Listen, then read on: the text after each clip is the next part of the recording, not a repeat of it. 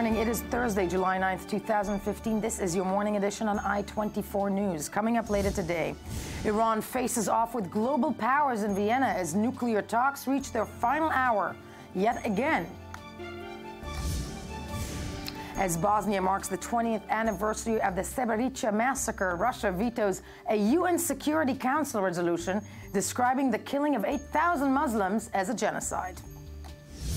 And later on the show, something lighter. The Little Prince, one of the world's most celebrated and touching books, is adapted to the big screen for the second time. We'll take a closer look. Good morning, I'm Yael Levi, and we begin yet again in Vienna today, where yet another deadline has arrived, July 9th. The third self-reimposed deadline on reaching a comprehensive deal between Iran and world powers to curb the Islamist nation's nuclear aspirations in return for sanction relief ends tonight. Iran and 6 world powers have now effectively given themselves until Friday to reach a deal of extending the terms of a November 2013 interim accord after missing 2 target dates in this round of talks, now in their 12th day. But as they stare each other down, both Iran and the United States have now insisted there is no target date. They plan to keep talking in Vienna until a deal emerges or not. Confused? So are we.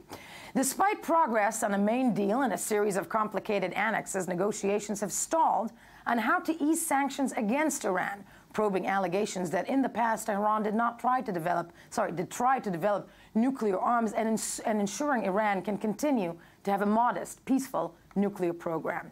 Iran has also insisted there should be changes to a UN arms embargo and an easing of restrictions on missile sales, a last-minute demand all of a sudden several days ago that has also hindered completion on what has become the saga that are the 2-year-long nuclear talks. Let's take a look at the quick timeline of the road to this dramatic final stretch between Iran and the P5+1.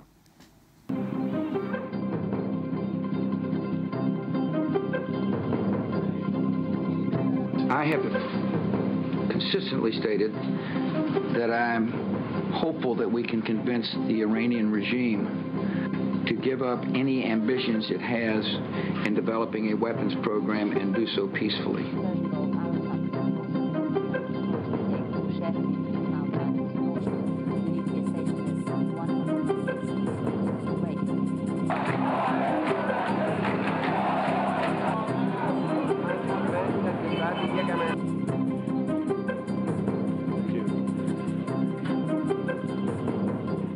All of us were pleased that Foreign Minister Zarif came and made a presentation to us which was very different in tone and very different in the vision that he held out with respect to the possibilities of the future.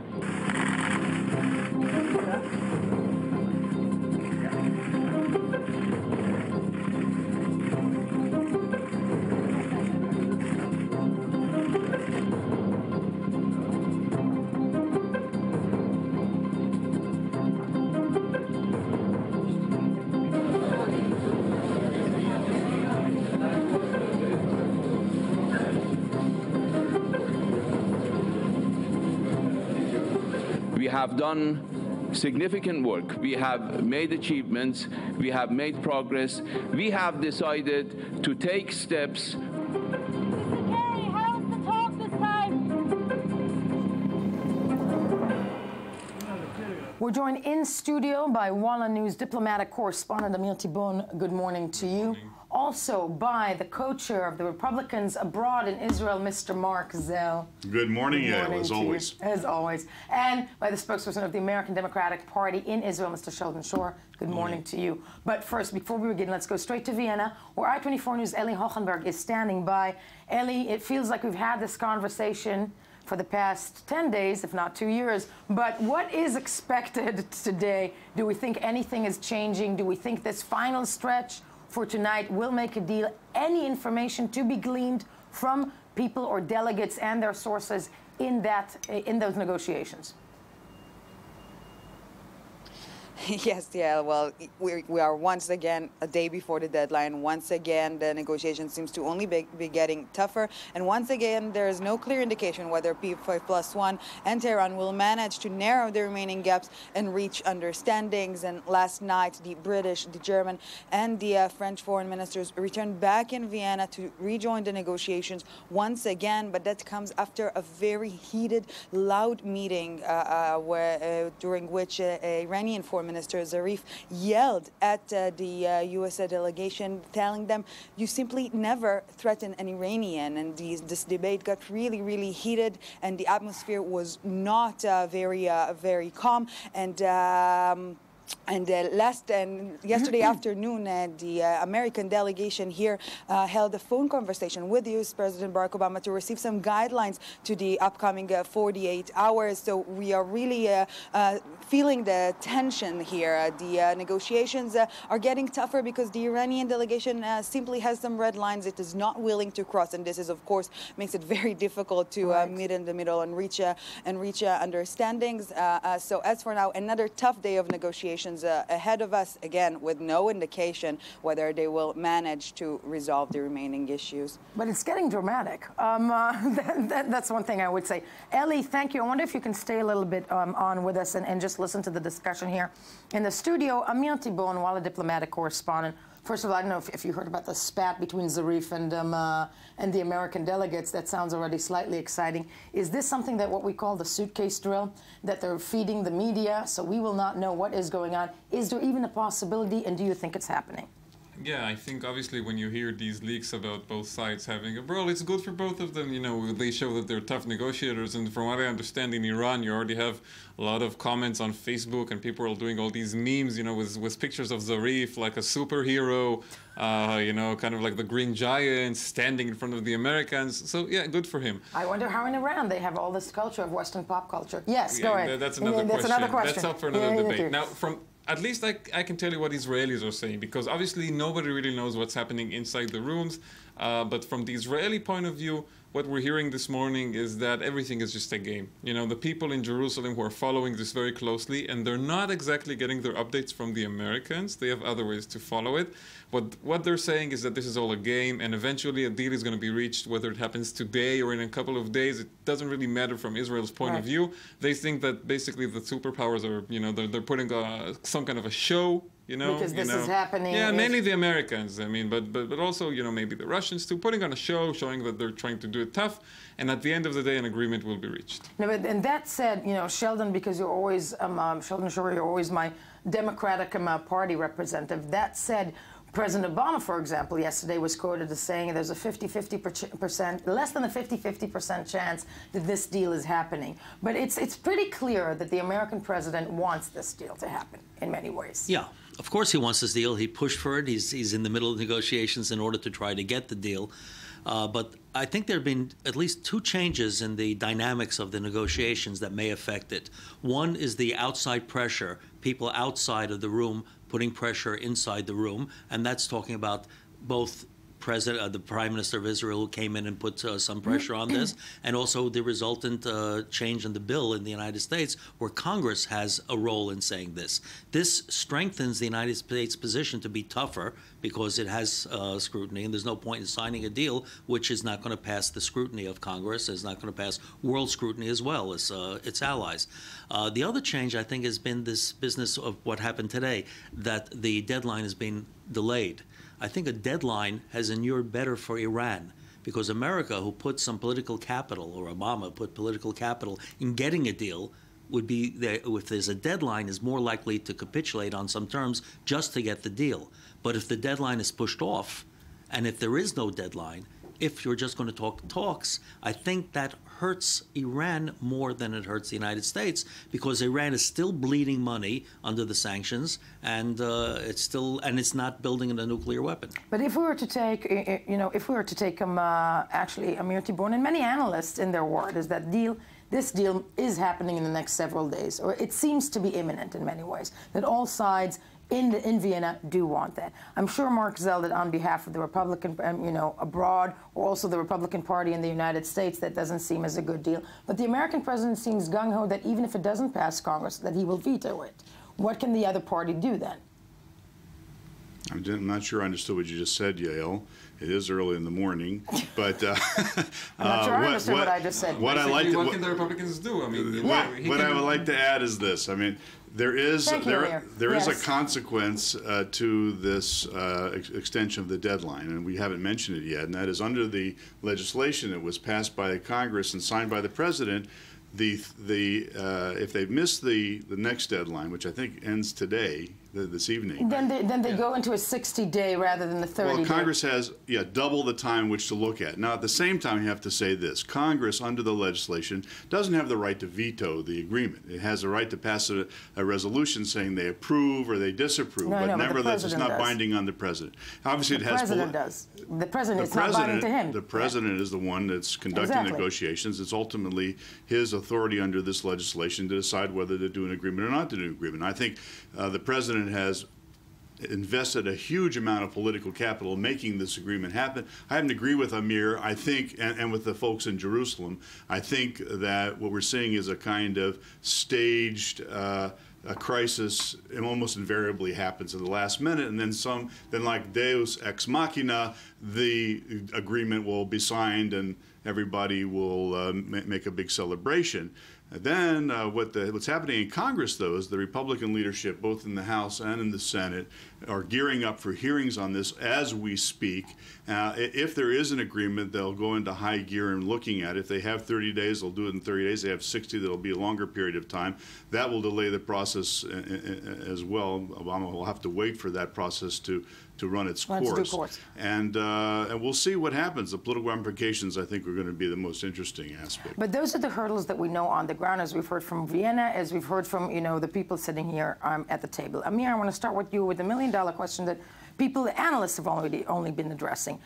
It's clear that, the feeling around, in the Middle East, we're sitting in Israel, that this is a bad deal, et cetera, et cetera. But if there's no deal, okay, let's say there is no deal, isn't it actually something that it has been proven that Iran then is accelerated towards a nuclear weapon rather much faster than if there was a deal, be it good or bad? Oh, Yael, so people who are so much smarter than myself have tried to answer this question. They never really reached a definitive answer, so I'm not sure I have one either. I will say this. We've been hearing from the Russians and the Chinese over the last days that they really support taking the sanctions off Iran. Now, one of the dangers that we are facing is that if there is no agreement and the negotiations fail and there is no more talks, then parties will act unilaterally. Exactly. And basically, and by the way, the same danger has to do with what Congress does, because I can already see the president telling Congress, and especially the Democratic members of Congress, because we have to remember, without Democratic support, the agreement will not fall. The Republicans need to have at least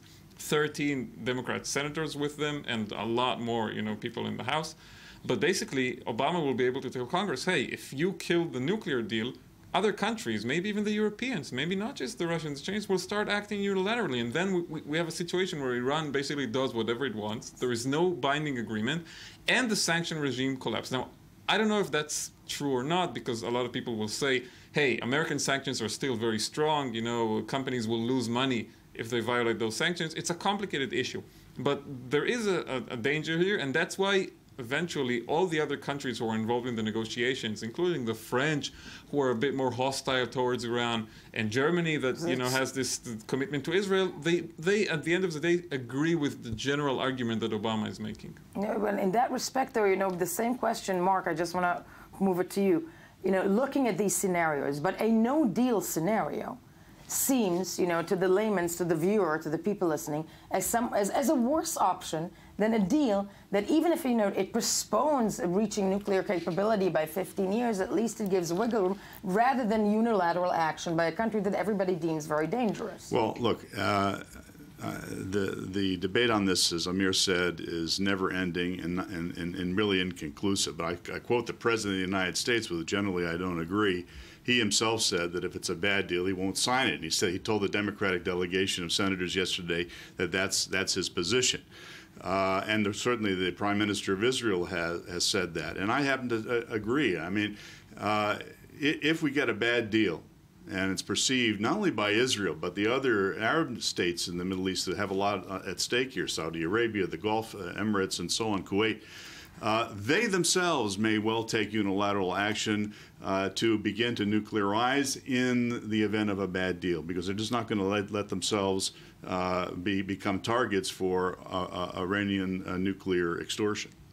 But that in the event of a bad deal, we're looking at the proliferation in the event of a bad deal, which would not prevent a bad. In other words, the argument that any deal is better than a no deal to my mind, doesn't work, because these states will act in their own interests to protect their national security. If they feel they have a bad deal, they're going to take steps to even the playing field, and that means nuclearization.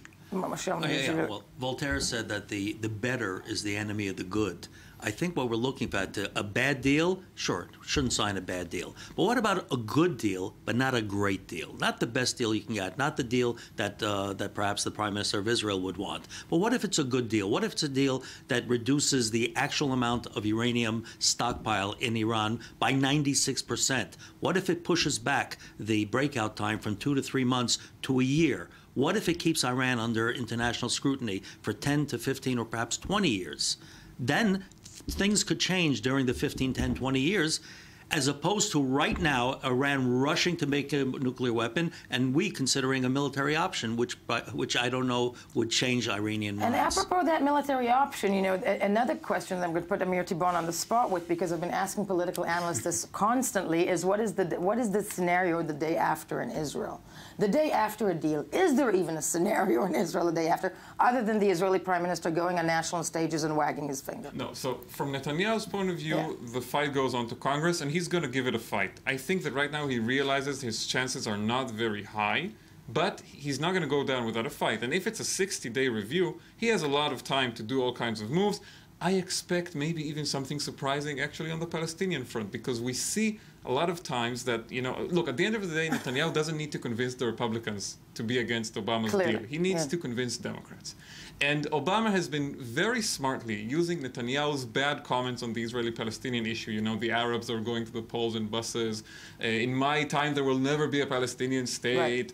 That kind of stuff. Has been using it very smartly to cause damage to Netanyahu's image among Democrats and also Jewish Democrats in the United States. So if we have a 60-day review period during which Netanyahu's main goal and really his only focus is to switch, you know, 13 Democrats from one side to the other and a few dozens of, you know, Democrats in the House, maybe he will also have to say, I don't think he's actually going to do something, but maybe say something surprising on the Palestinian front. And then there's the issue of, you know, some kinds of an arms deal between Israel and the United States, the compensation for the deal. Right now, Israel decided to quit from the discussions with the Americans about this compensation because it doesn't want to legitimize the Iran deal.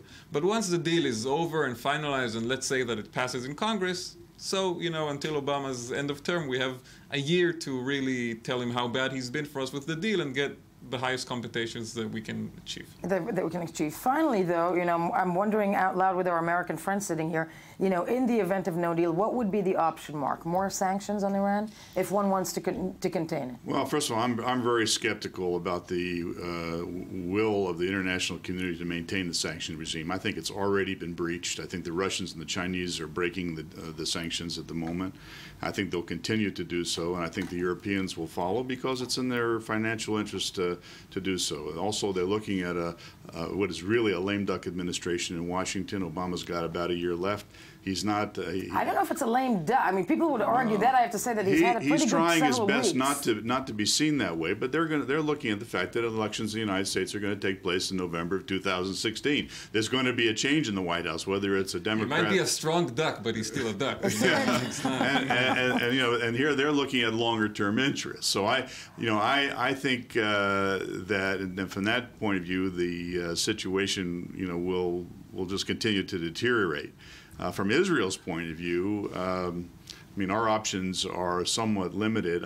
Amir has expressed a somewhat cynical point of view regarding the compensation from the United States and military aid as a way of inducing the Israelis not to take action. But it usually happens. You know, that's the thing that usually it does, and this Prime Minister, as much as I respect him, has given in to those pressures in the past. It's important that the Iranians believe, if it's possible at this point, that there are other options. And right now, I mean, it doesn't look like those options are serious threats. But I think Israel's role will be to make those threats seem real. I mean, there's only one player in the game that can do that, and that's Israel at this point. As he says, on the day before Quds Day, where we're going to have some Iranian anti-Israeli rhetoric. Yeah. But the two other ways, if it's not negotiations, the two other ways to change the hearts and minds of the Iranians is either by the sanctions or by military option.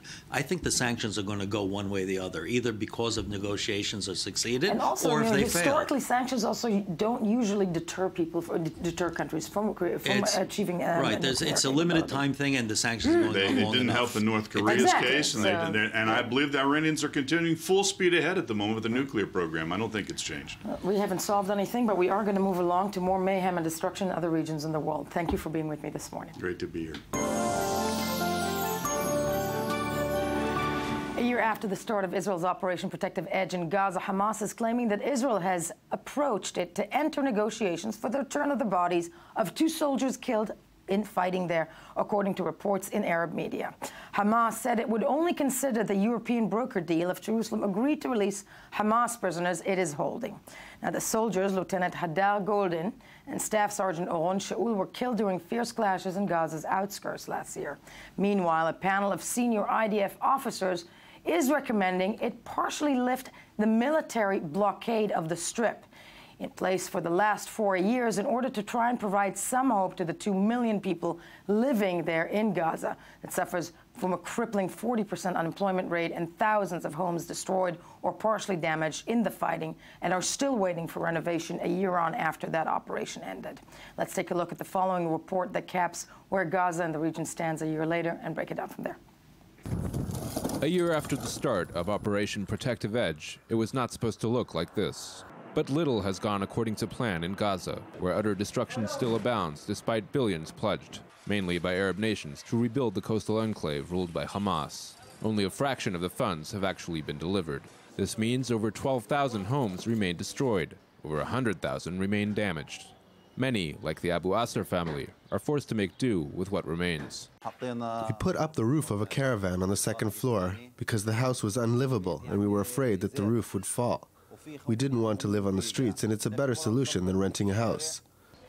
About 1.2 million people, 2/3 of Gaza's population, still rely on UN humanitarian aid. We received money once from UNRWA and UNDP, but there's no money at all now. And in Gaza, renting an apartment is way too expensive. Hamas leaders were counting on an internationally funded reconstruction effort that would get Gaza back on its feet, as was the case after previous conflicts. But it was not to be.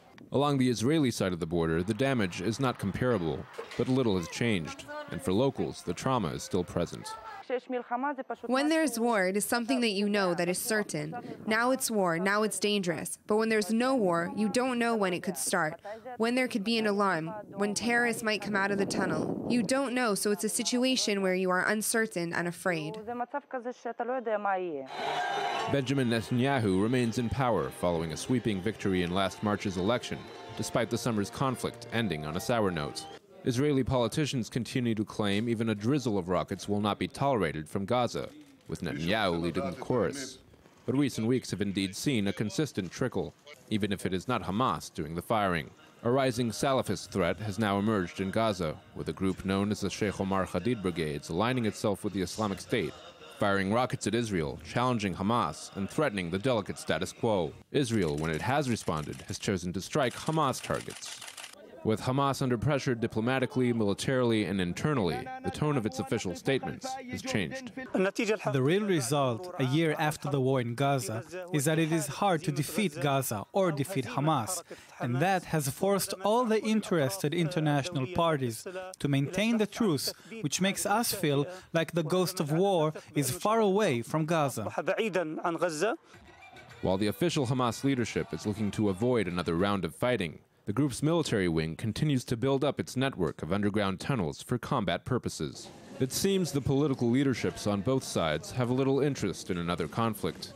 But then, the same could have been said ahead of last summer. Joining me in studio is Times of Israel and Walla News Middle East analyst Avi Sakharov. Thank you for being here. And of course, still Emil Tibon, diplomatic correspondent and analyst for Walla News. Avi, these reports that we've been hearing, I just want to move this forward, about Israel and Hamas possibly speaking to a third party, because it's clear no confrontation will happen this time around. Is there credibility to it? Are we looking at a possible 5-year, some type of ceasefire? Is this what's up for Israel and Hamas in the incoming year?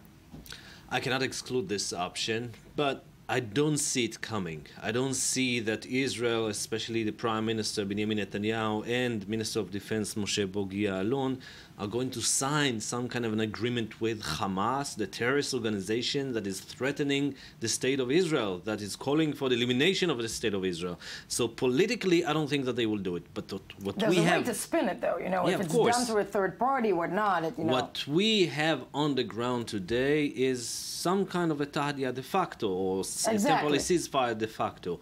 Now, the big question is about the port and the airport. The airport is out of the question.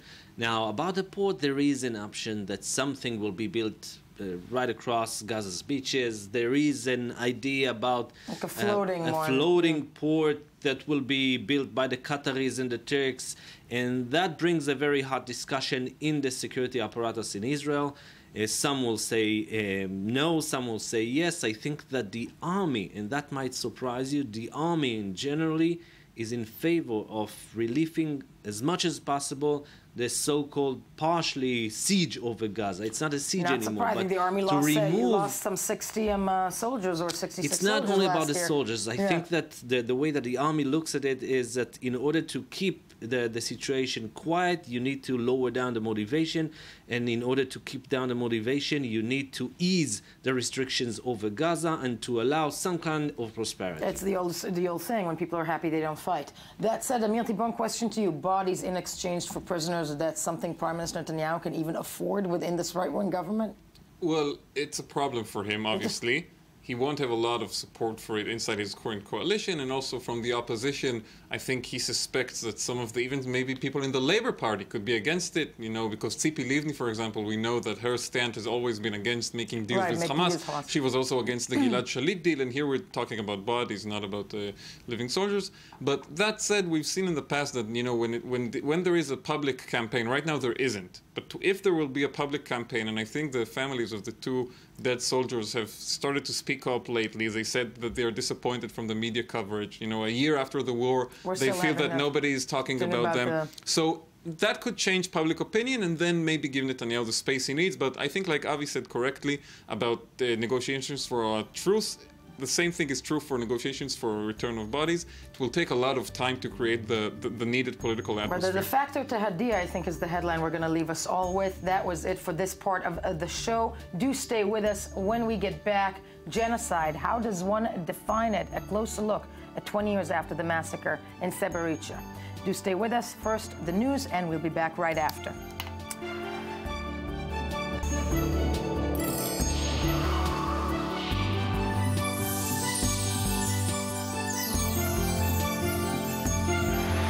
Good morning, I-24 News Morning Edition on this July 9th. Thank you, 2015, where we tried to do, well, we get the date right. Well, at least that, right? At least that, exactly. So, Ami Kaufman joins me daily to discuss the news you missed while scanning the headlines. Right. What did I miss? Everybody's talking about Greece, but everybody should really be focusing on China. Amen. The reason for that is because China has basically lost 15 Greeces in the last 3 weeks. And the reason I'm saying that is, if Greece's GDP is $237 billion a year, China in the last 3 weeks has lost $3.25 trillion. The stock market in China, $1 trillion. And the last few days in the stock market have been a real crash. But the good news, today at least, there seems to be a little bounce back in the few morning hours of trading in the Shanghai market. But it looks like it's this kind of, pendulum thing that's going to go back and forth after the real big crash. And we're hoping we're not going to see. And the reason for this, I want to say, the reason for this is because there's been a rally over the past year or so in the stock market, and it sort of started this whole bubble. And I think one analyst said it very well. China's stock market had become detached from the reality of China's own economy and appallingly overvalued. And what we're seeing now is gravity taking effect. Taking effect. I'm putting this in layman's terms.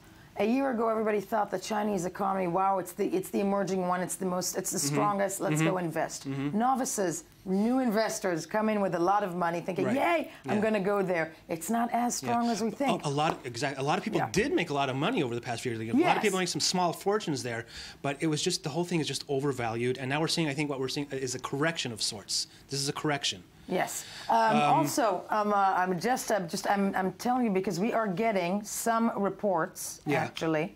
We are getting some reports. There's a breaking news report that we are getting in terms of, apparently there was an Israeli soldier that has been, well, not a soldier. I think we're seeing some reports that a man named Abra Mengistu, a 28-year-old from the city of Ashkelon in Israel, who is being held by, allegedly held by Hamas for a few months now. He was seen crossing the border in September 2014 on the Zikim beach, which is pretty much on the border. That would be like 2 months after the operation ended. Exactly, 2 months after when tensions were still, of course, very high, and crossing the border with a bag, and we're not sure if he crossed the border or if he actually swam through the water into the Gaza beach. Reports are this is very early. We're trying to be very careful about what we're saying. This has been under a gag order for several months. But there are initial reports that an Israeli of Ethiopian descent is being held in Gaza. There are initial reports also that security services believe that he's still alive, but has been held there for almost a year. Yeah, but we don't know if he's still alive. We don't know that much, but I'm sure that the country that we're sitting in today will be reeling from it. This is a gag order, by the way, that was removed at the request of the Haaretz newspaper. Of the Haaretz newspaper, yes. We're going around the world now. Now we're going to the New York Stock Exchange, where trading was halted for about 3.5 hours, and there weren't really explanations about why this happened. It might have happened because there was a computer glitch due to an update of their programs, of their software. I believe we have a telephone call with... Yes, we do, because we need to understand this. Okay, this is from New York. Joining us right now is I-24 News correspondent David Ben Naim. David? Yes, good morning. Good morning to you. Okay, we are actually, Ami and I were discussing this late last night via text messages because apparently the entire, the stock market shut down, and what I understand it was a technical glitch, or correct me if I'm wrong. Yeah, that's correct. The problem seems to have occurred after a new software was installed in Wall Street Tuesday night. The first technical problem appeared soon after the opening bell rang in the morning, when orders for several smaller stocks failed to go through, and Wall Street appears to have dealt with the problem, but they reappeared on a more widespread basis until the exchange announced it was shutting down all trading. The shutdown was especially troubling because it came only hours after United Airlines temporarily grounded all of its flights following a technical issue. Even the Wall Street Journal's website was down at the same time, but the FBI cyber unit, the White House, Homeland Security, and the New York Stock Exchange. Actually, everybody thought. So wait. Yeah, they all came pretty quickly that it wasn't malicious attack. So. No, but was it all coincidence? Because I'm sure that Americans were running ragged, running mad, so to speak. So all deemed as a coincidence. Yeah, there is one question that subsists, actually, even though all the authorities said it was not a malicious attack. A tweet was sent on Tuesday night by the famous hacking group Anonymous saying, "Wonder if tomorrow is going to be bad for Wall Street. We can only hope." Was it random or an intentional prediction? The question remains. Okay, the question does remain. I want to thank you very much, David Ben Naim, joining us from New York, where a lot of people with a lot of money were very scared. Yeah. Yes. Pretty crazy. Yes. I'm not sure it's a coincidence. No. I'm with you on that. Yes. Okay, Greece. Greece yesterday requested a 3-year loan, but it was pretty vague, as we can see from the New York Times headline, on its financial plans. We don't know how much money they were even asking for. Some people say it's about $50 billion. And the reason I'm just bringing this item at the end of this whole thing... he has till today at 10 He has to have today. They want him to have a plan. PM, By the way, they said on Tuesday they want him to have a plan. They're always saying, come on, give us a plan. I just want to say, for me, this really feels like back to square one. Does it not feel like that? It does. Like there was a referendum. There was a, it just seems like we're back to what it was a few months ago. It's exactly that, though. It doesn't even feel that way. It's, so Tsipras went and good for him with the kahunas and the referendum and whatnot. But they're still at the negotiating table with no idea of how to solve this. No idea how to solve this. Here he is at the European Parliament, as you can see. He took his case to the European Parliament yesterday in a really defiant speech, saying that he was determined to reach a viable agreement, but he is demanding debt relief. Debt relief. We'll see if that so happens. I'm wondering, and what plans he will submit, which will most likely contain debt relief. No. Yes. Off to the States. Hillary Clinton sat for an interview with CNN. This is her first interview with a national correspondent since she announced that she's running for president for the Democratic nomination. She talked about her emails. She talked about her trust issues. But basically, the reviews are not very good. People were waiting to see the new Hillary, the warm Hillary, the candidate Hillary, the runner Hillary. That really did not happen. As we can see from the item from the Daily Beast, the headline for there is Hillary plays the victim in a CNN interview. Oh, you do not want that headline as a woman candidate. Yeah, I want to show you an example of this when the reporter asked her how she responds to the fact that 6 out of 10 people do not see her as trustworthy. Let's see her answer. Let's see what she says. Well, I think when you are subjected to the kind of constant barrage of attacks that are largely fomented by and coming from the right. But do you bear any responsibility for it? Well, I can only tell you that I was elected twice in New York. Well, yes. Do you bear any responsibility? She really, she just shoved that one off. She doesn't take any responsibility for her situation. I'm wondering, though, if this was too fast, too strong for Hillary, or if it's just because she's a woman when it comes to, because usually front runners, when they come out in an election campaign in the United States, and there's always these people that you deem at the beginning as, they're going to carry it all the way through. Yeah. Was it too soon for her? Is it because she's a woman? Who knows? Well, she's leading the pack. Of course, she's going to get most of the fire, right? Yeah. But I do think that Bernie Sanders is really going to give her a run for her money, and things aren't going to be as easy as she thought. No, power and to I the just want to show you another headline from Breitbart. Which Breitbart is another a very right-wing organization. Look at this headline: scripted interview. CNN's Breonna Taylor hurls softballs and humanizes Hillary. Come on. She humanizes because Hillary's such a monster. Well, she humanizes Hillary. That's the typical right-wing media organization. No slant there. Scripted interview, CNN's Breonna Taylor. Nice. Almost. One can compare it to the Middle Eastern media. But Ami, thank you for being with me on this, and you're locked in studio for the next bit as we move along. A UN Security Council resolution that would have condemned the 1995 massacre of 8,000 Muslim men and boys at the hands of Bosnian Serb forces as an act of genocide failed to pass yesterday after Russia, a permanent member, decided to veto it. On July 11, 1995, towards the end of Bosnia's 1992-95 war, Bosnian Serb forces swept into the eastern Srebrenica enclave, a UN-designated safe haven, and executed the Muslims over a series of days, dumping their bodies into pits. Russia had deemed the British-drafted resolution unbalanced and did not want the massacre described as genocide. Instead, it proposed condemning it as, quote, the most serious crimes of concern to the international community. The United Nations War Crimes Tribunal in The Hague has already ruled the Srebrenica massacre was indeed a genocide.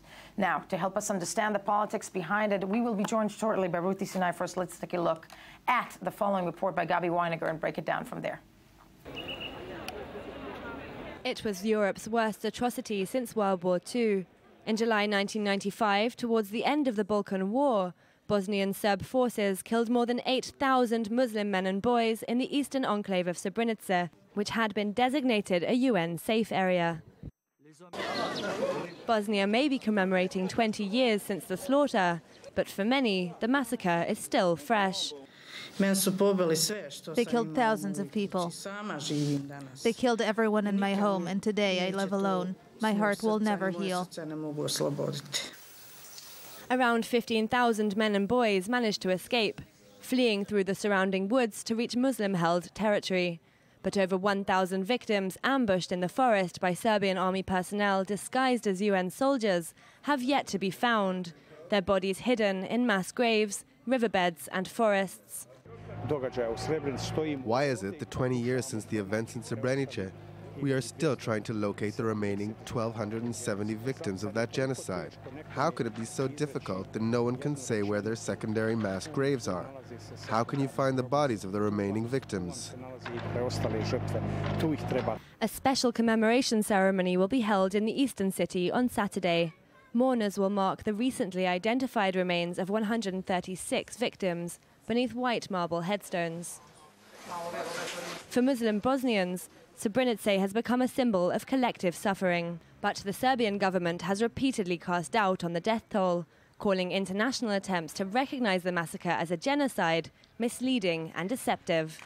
Nonetheless, Serbia's Prime Minister has said he will attend the commemoration, a landmark move for reconciliation among former Yugoslav enemies. Joined in studio by I-24 News senior news editor Ruthie Sinai. Ruthie, thank you for being with us. Okay, to me, whenever we do these stories that define, genocide, it's a horrific thing to begin with, to discuss and look at. So, let's take a look at Srebrenica with Russia. What would be the case if this was not vetoed by Russia? Why does Russia not want this deemed as a genocide? Okay. I have been trying to figure this out for a while, and I don't really have a good answer. Officially, the Russian position is the Serbs are our very good friends. They asked us to veto this. We respect their request, and we agree with them that it could be far more divisive than really a healing kind of resolution, and that is why. Why far more divisive? If something is deemed as genocide. Okay. I just want to say that I suspect that there's more behind it.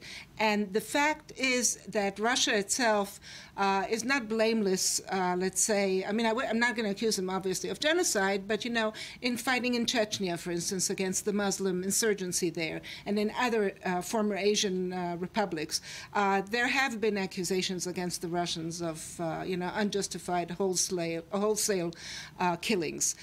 So, I suspect they may not want to have, too much of a focus thrust on them in the future. That is sort of my thinking. I could be wrong. Maybe I'm cynical. We're looking down the line. But when we say divisive, let's say it is deemed a genocide. How, other than putting Russia in a bad light, which, by the way, what's the concern? The Western world right now blames Russia for many, many things. Can it lead to lawsuits? Can it lead to demands? Why divisive? No. But they say, what Serbia is saying essentially is, look, we recognize the fact that there were horrible deeds committed there. We're not, but they were committed by individuals. This would stain the entire Serbian people and would stain the Serbian minority in Bosnia, which, they still live there, and would therefore, sort of give ammunition again to the Bosnians and could incite again, kind of a flare-up or a future flare-up of tensions between these two communities, which have more or less, been kind of trying to bury the past and get on with their lives. And get on with their lives. Yeah. So this is the rationale behind the Serb request to the Russians. What the Serbs are saying, what the Bosnians are saying, and the Muslims and the international community. I mean, Britain was, the leader of this resolution, are saying, look, two international courts have designated this a genocide. Obviously one of the darkest chapters of European history since World War II. Let's not forget, Srebrenica was a UN safe haven. I mean, this was a place where people were supposed to be safe, and there were UN troops there. Yeah. Exactly. And these Bosnian militias, these Serb militias, known as the Scorpions, went in there and committed a wholesale slaughter. I mean, and the numbers. I mean, what's the difference between a massacre and a genocide? And the numbers. I mean, you're talking about 8,080, I think, people. That is, walks like a duck, talks like a duck. Talks like a duck. It must be. It must be a duck. Yes. It's sad, I think. It's sad and horrific that those are the terms that we need to define by numbers. Ruthie, thank you for being with us this morning. When we get back, something entirely different. Closer look at the new version of the Little Prince that is adapted to the big screen yet again. First, the news.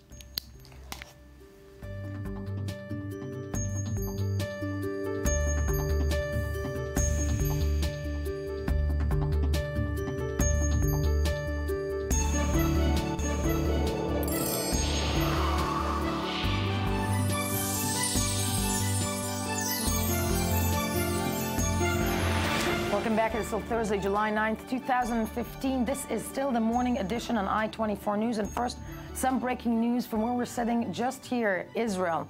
And it's following a lifting of a gag order that we can now report that a 29-year-old Ethiopian Israeli citizen Ethiopian Israeli citizen by the name of Ambra Mengistu, has been held or is either held in captivity by Hamas or just being held in Gaza since September 2014, when he crossed the border into the Gaza Strip.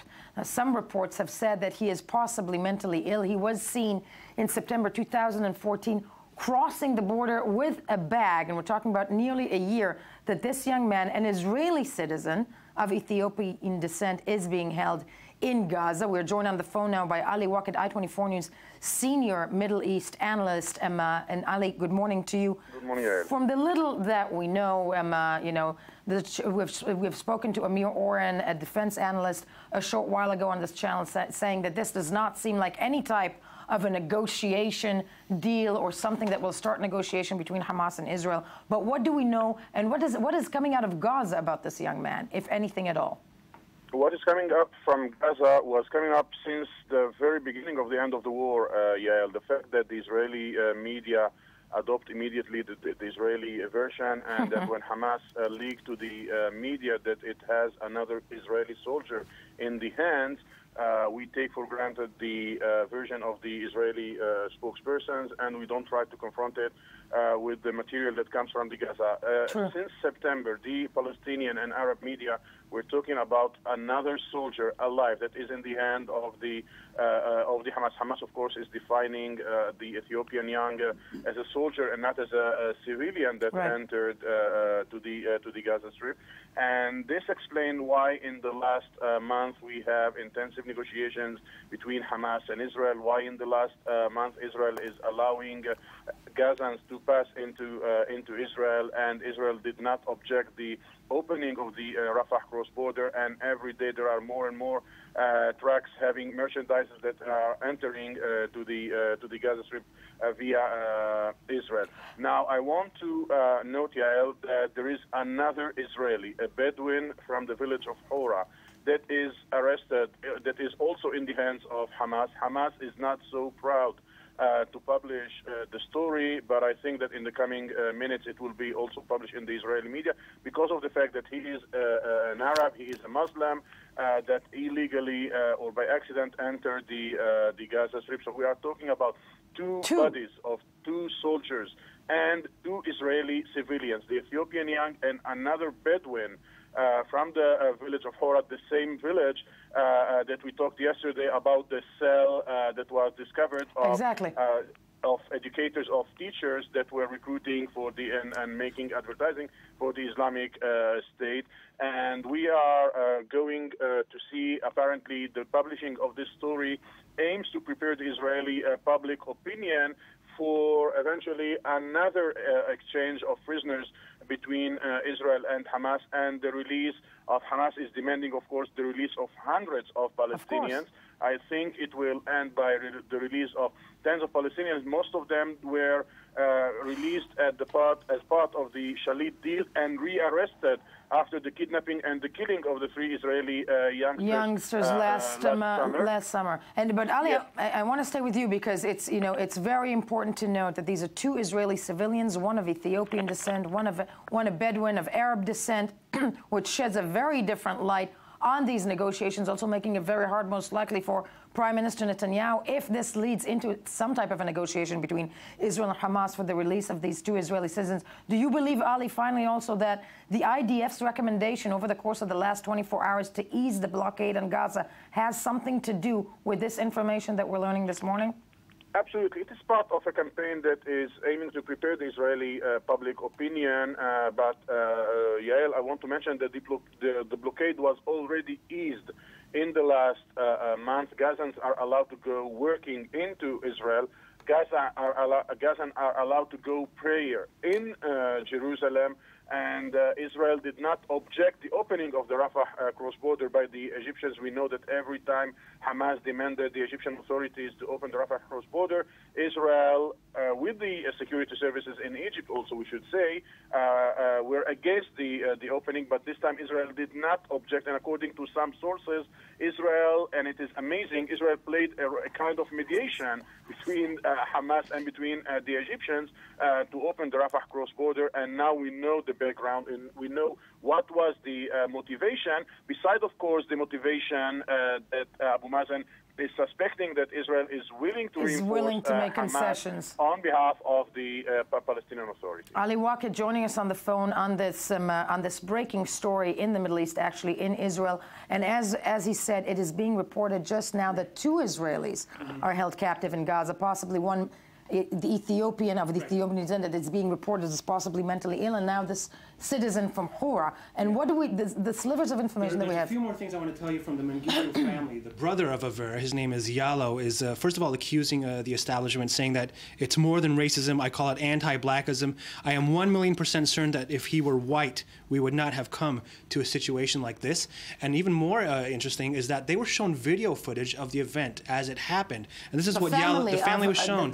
This is what they say, that he says what they saw. In the film, you see him on the beach. He's walking calmly as though he knows what he is doing, striding across the sand until he comes to the fence, which is the only thing separating Israel from Gaza. He climbs over the fence and starts walking. On the Gaza side, you see 2 people in the water and another person on the beach. My brother starts walking, climbs a hill where there is a tent and 3 people, and he sits with them. End of story. That's all they see in the video.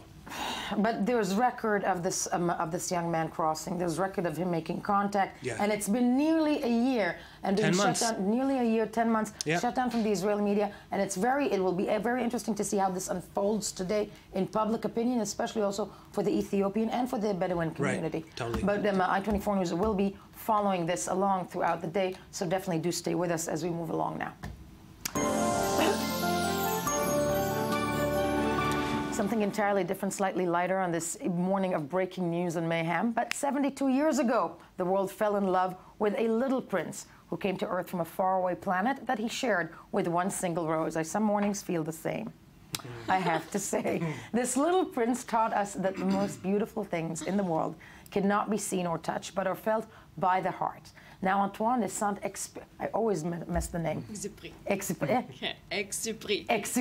There we go. We are sitting in a tough one. Classic tale is coming to life on the big screen. To hear more about it, we have the lovely Shachar Peled with us. Yes. Hi. Good morning. Yes. So in 1943 came to life this classic masterpiece that became really one of the greatest masterpieces of our modern times.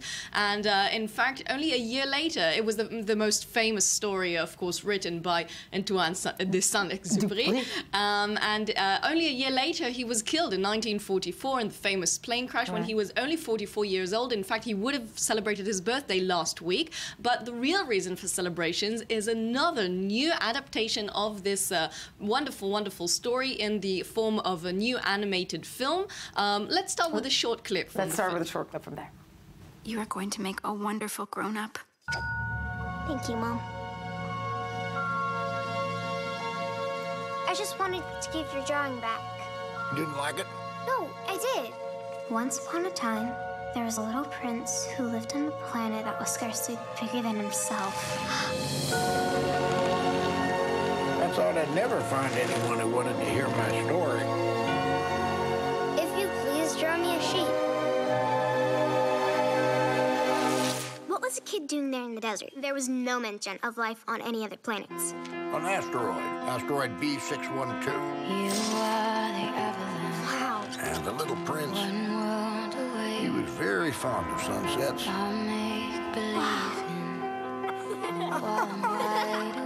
Did you finish your study work? Not exactly. I made a friend. If you study hard and you stay completely on track with the plan, you can spend some time with your new friend next summer. Look at that. The stars are out.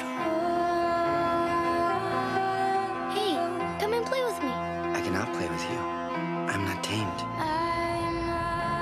But if you tame me, we shall need each other. To me, you will be unique in all the world. What is essential is invisible to the eye. This is, I'm smiling, and I'm looking at this, and I'm actually, the people sitting around this table, how incredibly, sorry, how moved were you by this? And I'm just thinking that this was one of the most defining books of my youth. It was the most extremely defining. moved, and not only us. It was if anything, like a switching point in your childhood. Absolutely. It is reading The Little Prince. And the great thing I think about this new film is that it's trying to set up an introduction to the new generations of how this story came to life through the eyes of a little girl, which I loved.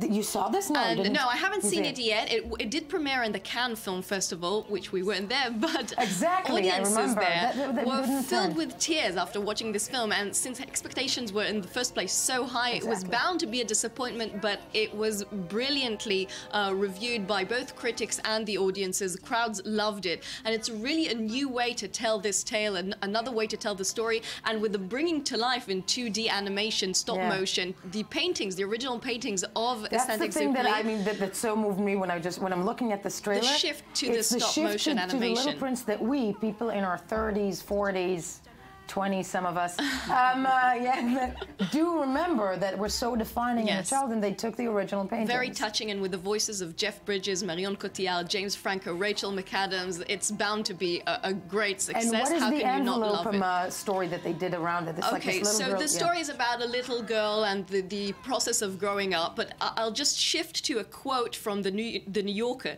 saying this is a very strange story because the book's meaning, its purpose and intent and moral still seem far from transparent. It's still rather a mystery what Saint-Exupéry was trying to tell us. And what they're trying to take this into the story is the really revelation of growing up and what it is to become an adult, love, life, what is it all about, and death, of course. And others say, you know, it's a war story. Others claim it's, of course, a personal memoir of Saint-Exupéry. It's all about the background of his famous crash in 1935 in the Sahara Desert, where he spent a week. And so it's sort of a wonderful combination of his life story and other things and other meanings people can take of it. And if we'll just jump to numbers, because these are incredible numbers. The novella itself is the third most translated book in the world after The Lord of the Rings and A Tale of Two Cities, and of course voted the best book of the 20th century in France. Of course. And the great thing is it's been translated into more than 250 languages. It's one of the most translated book in the world, including to Braille, and it sells nearly 2 million copies annually, which is an incredible. It still does over 140 million copies in the world. Yeah, she really enjoyed it. And I mean, I'm moved to tears by that. I'm just really moved just watching it right now. I was like getting emotional here. I like you're getting emotional because looking at you. And not only, and rightly so, because not only into other languages, but into so many art forms. This story has been adapted from radio plays, live stage, film screen, television, ballets, operas. We can take a quick look at the Chicago Looking Glass Theatre, which uses minimal props, and actually an actress is portraying the Little Prince. There's the Coca Theatre Company, which transformed it into a musical, so we can hear. So, you know, because everything has to be a musical. Exactly, and well, you know, people will take it into the merchandise and, of course, make a franchise out of it. But if it's another way to introduce the story, I say why not? A wonderful adaptation, of my opinion, is The Adventures of the Little Prince.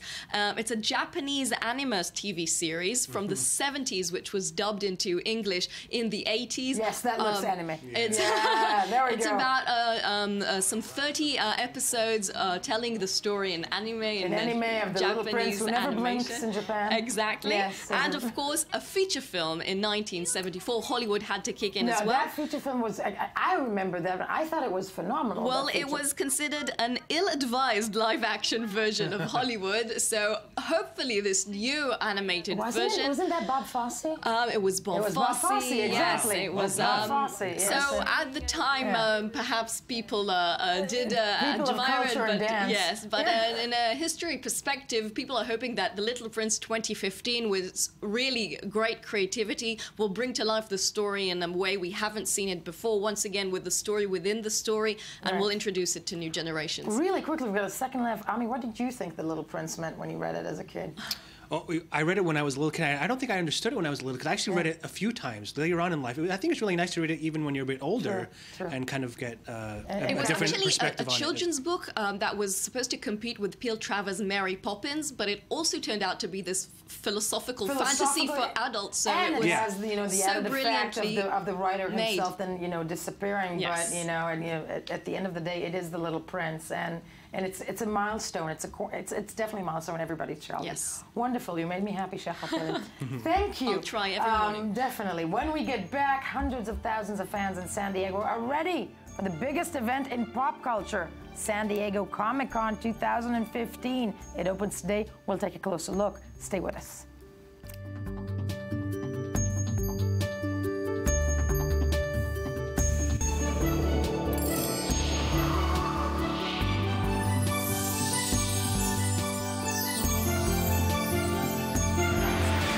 Good morning, I-24 News Morning Edition on this July 9th, 2015. And we go first now to breaking news that we have been telling you over the course of the last several minutes. Basically, the reports a gag order has been lifted by the Israeli censor over what seems to be, and again, the apparent captivity of an Israeli of an Ethiopian descent by the name of Avra Mengistu. Avra Mengistu, an Ethiopian, a young man that's 28 years old, is supposedly held by Palestinians since September after hopping over the border fence into the Gaza Strip. Reports of it have been coming out already since September. Then there was a gag order put on it, and now, once again, supposedly for 10 months, this young man has been held in Gaza.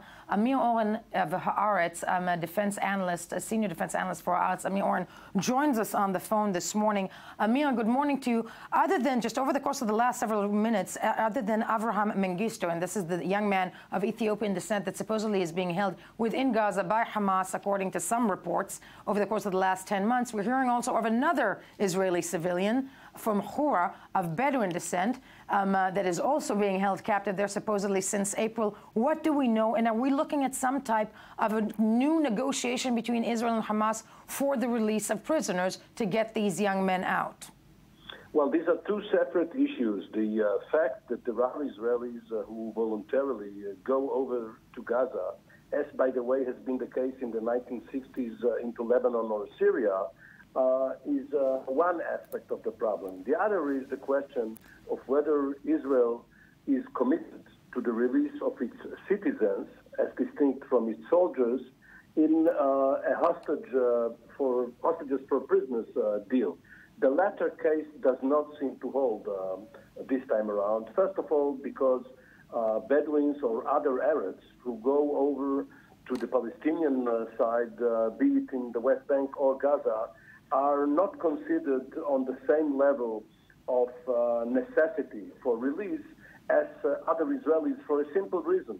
No real danger is posed by the Palestinians to other Arabs. At least this is the norm, right, or has been up to now. And as for from Mr. Mengistu, it wasn't a big secret in Israel.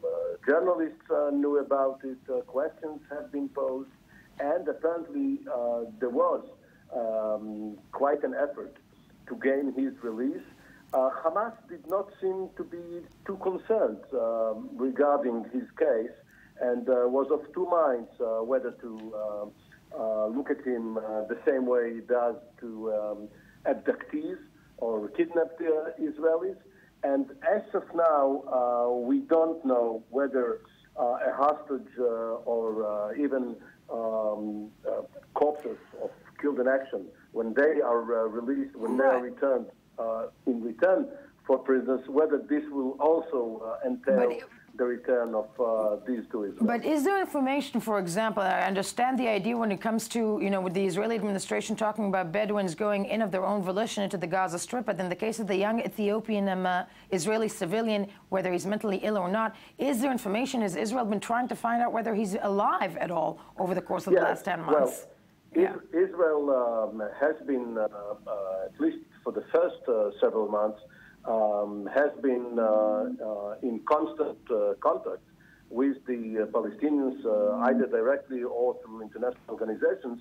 And there was information, whether it is up to date, whether we know today, this hour, exactly where he is held or by whom, this is another matter. But, you know, Yael, the question is the degree of commitment that the State of Israel has to its citizens. To its citizens.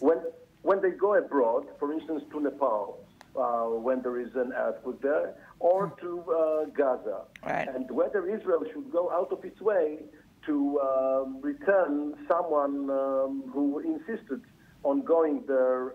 He wasn't sent by the government. Yeah, but you know, Amir Oren, I want to thank you for joining us this morning, and dare I even say that the question also will be coming up today, I do believe, in Israel, of the country's commitment to its citizens when it comes to their origins and their identity and their ethnic identity. So taking a look just before we go to our next interview, taking a look at Avram Mengistu, because as we said, there are two separate incidents here. Right. Supposedly an Ethiopian Israeli and also a Bedouin Israeli are being held in Gaza. When it comes to Avraham Mengistu, yeah. I mean, the family, what do we know about his family or their First of all, before we yes. go to the family, the website Walla is reporting that according to a diplomatic official, they believe that Mengistu is still alive. That's what they think. And now, as for the family, we had a military affairs and Arab affairs correspondent earlier today who says that the security forces also in Israel believe that Mengistu is alive. So, okay, let's hope that is still true. According to the family is very critical of how things have been handled so far. First of all, they say that the Prime Minister Benjamin Netanyahu has not responded to a letter that they sent to him after the incident, and he refused to meet them. It took them 2 weeks until they finally met an official, and they say that this would not. His brother Yalo Mengistu said, "I am 1,000,000% certain that if he were white, we would not have come to a situation like this."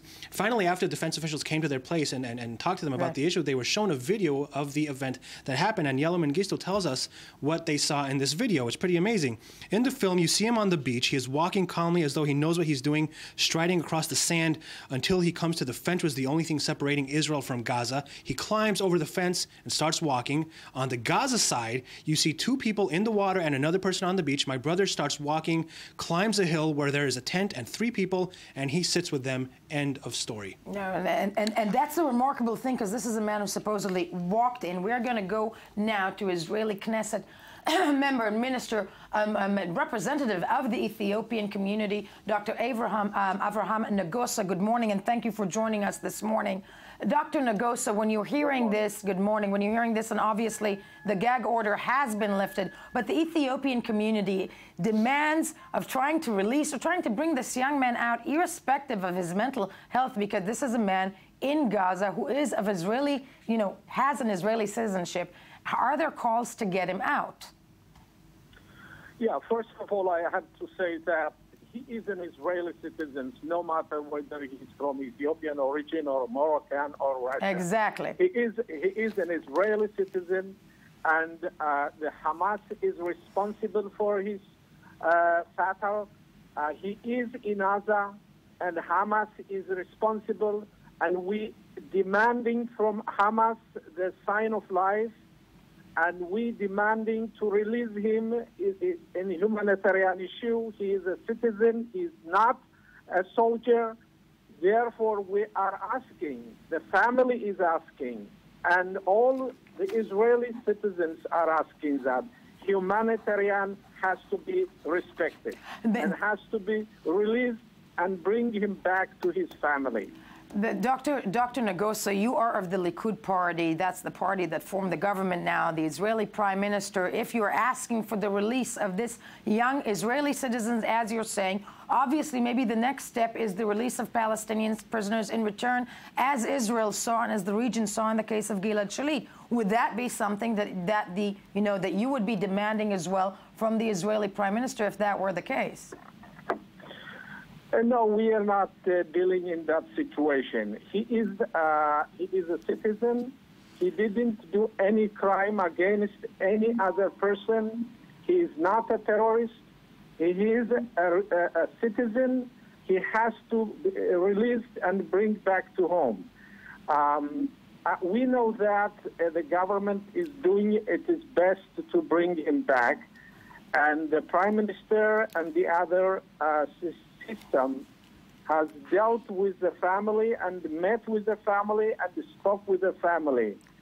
And we are demanding, the one who is responsible now is Hamas, and he is in Gaza.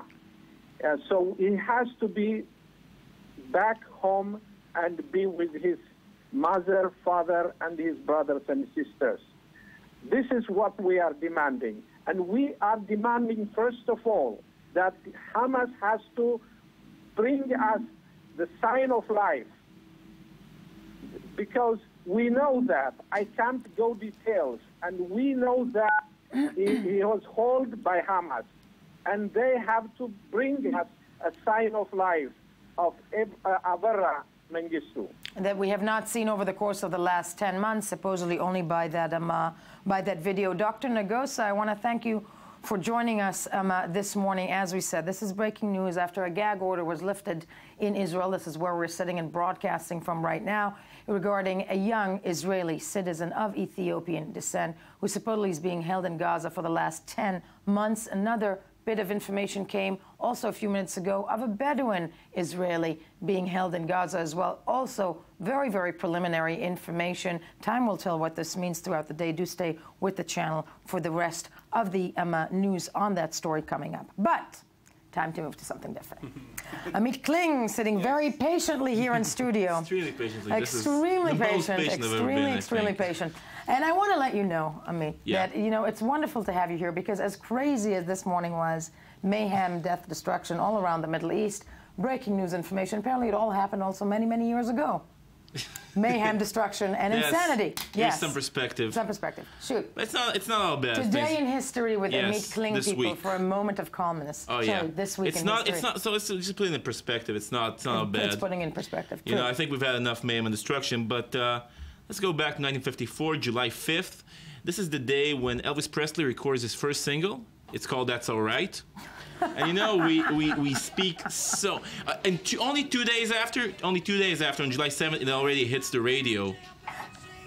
That's how quick the process was. You know, seriously. He just goes into the studio with his band. They cut the record, and it goes out, and it's on radio. Nobody works that way anymore. Nobody works that way anymore. But seriously, you know, people talk, and that always amazes me regarding Elvis.